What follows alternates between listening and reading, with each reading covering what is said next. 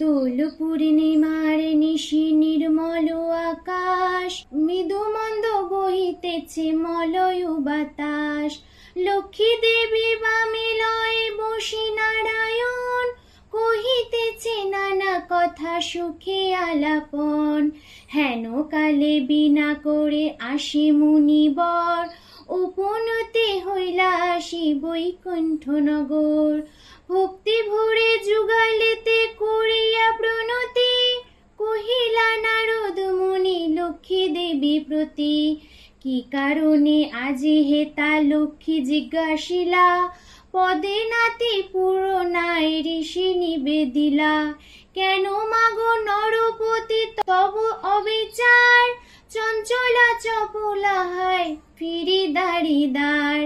হেন কালে তরে তব নাহি কোথা স্থিতি, সেই তো নর নারী ভুগিছে দুর্গতি।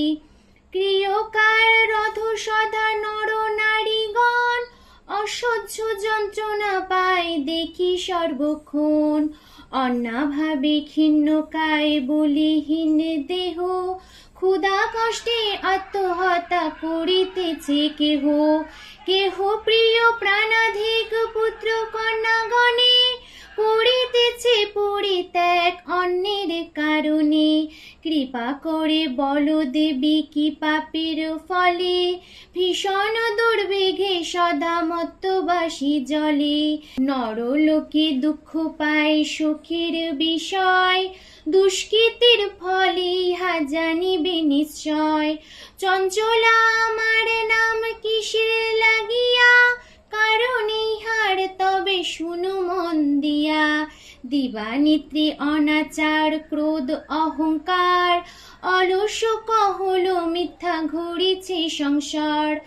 উচ্চ হাসি উচ্চ ভাষা কহে নারীগণে, সন্ধ্যাকালে নিদ্রা যায় বেহুশ নয়নে। দয়া মায়া লজ্জা আতি দিয়া বিসর্জন, যেথায় সেথায় করে স্বেচ্ছায় গমন।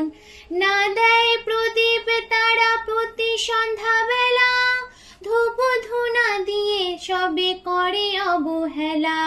প্রভাতে নাহি দেয় গোবরের ছড়া, ময়লায় নষ্ট হবে তার শাড়ি পরা। লক্ষ্মী অংশে নারী জাতি করিয়া সৃজন, পাঠিয়াছি মত ধামে সুখের কারণ। বৃথায় সুখিতে তারা ভুলিয়া আমায়, অকার্য কুকার্য সদা সময় কাটায়। শ্বশুর শাশুড়ি গণে নহে ভক্তিমতী, বাক্যবান বসে সদা তাহারের প্রতি। স্বামীর আত্মীয় গণে না করে আদর, লজ্জাতি গুণ যত নারীর ভূষণ। একে একে সব তারা করেছে বর্জন, অতীতে দেখিলে তারা রুষ্ট হয় মনে। পতির গৃহেতে খায় যত নারীগণে, স্বামীরে করে হেলা না শুনি বচন। ছাড়িয়াছে গৃহ ধর্ম ছাড়িছে রন্ধন, নারী সঙ্গে নরগণ কাটায় সময়। মিথ্যা ছাড়া সত্য কথা কভু নাহি কয়, সতত উহার মোরে করে জ্বালাতন। চঞ্চলা প্রায় ফিরি তাই সে করে ঈর্ষা দেশি হিংসাপূর্ণ তাদের হৃদয়। পরশ্রী কাতর চিত্ত কুটিলাময়, দেবদ্বিজে ভক্তিহীন তুচ্ছ গুরুজন। রসনা তৃপ্তির লাগি অখাদ্য ভোজন, তারই ফলে দেখো ঋষি কুষ্ঠে আক্রমণ। প্রতি গৃহে এইরূপ পাপের আগার, অচলা হইলা বল থাকে কি প্রকার। ত্যাগীতে এসব দোষ হইলা সদাচারী, এত শুনি মুনিবর করে রুষ্ট মনে। কেমনে প্রাসন্ন মাতা হইবে নরগণে, কেমনি পাইবে নারী তব পদ ছায়া। ওগো দয়ামতি তুমি করিলে দয়া, সৃষ্টি স্থিতি প্রলয়ে তুমি অধিকারী।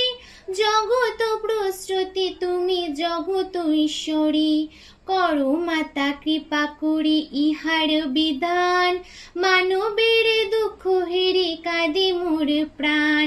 তোদের বাক্য লক্ষ্মীর দয়া উপজিত, মধুর বচনে তারে বিদায় করিল। নর নারী সুখ হেরি কাঁদিছে অন্তরে, ইহার প্রতিকার আমি করিব সন্তরে। অতঃপরে লক্ষ্মী দেবী ভাবে মনে মনে, জগৎ দুঃখ নাশ করিবে কেমনি, কেমনি তাদের দুঃখ করিবে মোচন। উপদেশে দেহ মোহে প্রভু নারায়ণ, শুনিয়া লক্ষ্মীর বাণী কহে লক্ষ্মীপতি, কুতালা হেতু প্রিয়ে স্থিতি করো মতি। অনদিয়া শোনো সতী আমার বচন, লক্ষ্মীর ব্রত নরলোকে করো প্রচারণ।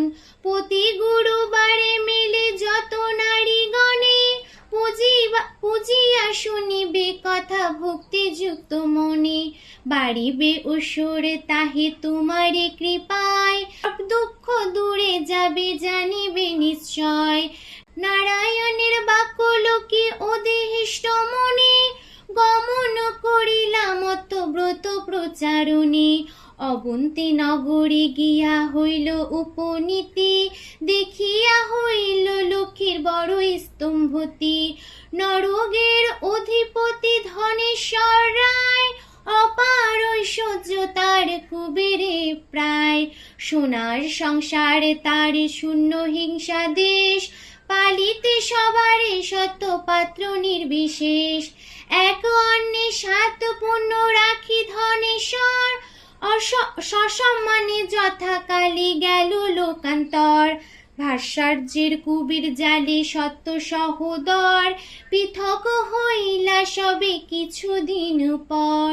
হিংসাদেশ অলক্ষ্মীর যত সহচর, একে একে সবে আসি প্রবেশিলা ঘর। এ সকল দোষ হেরি কুপিত অন্তরে, লক্ষ্মী দেবী সেই গৃহে ত্যাজিল সত্তরে। বৃদ্ধা ধনেশ্বরী পতি নিজ ভাগ্য দোষে, না পারে তিষ্ঠতে তার বধূদের রোষে। চলিয়া বনেতে বৃদ্ধা ত্যাজিতে জীবনে, অদৃশ্যের ফলে হয় এহেন ঘটন। অন্যভাবে জীর্ণকার মলিন বসন, চলিতে সখিতে নাহি করিছে রধন। হেন কালে বৃদ্ধা বেশে দেবী নারায়ণী, উপনীতে পথিপথ হইলা আপনি। হৃদয় লক্ষ্মী জিজ্ঞাসালা বৃদ্ধারে, কি জন্যে এসেছ তুমি এ ঘরে কান্তরে? কাহার তনয় তুমি কাহার ঘরণী, এহে তো মলিন মুখ কহ গো বচনী। বৃদ্ধা বলে শোনো মাতা আমার কাহিনী, পুত্রহীনা আমি এক মন্দ কপালিনী। পিতাপতি ছিল মোর অতি ধনবান, সর্বদা আমার গৃহে লক্ষ্মী অধিষ্ঠান। সোনার সংসার মোর ছিল ধনী জন।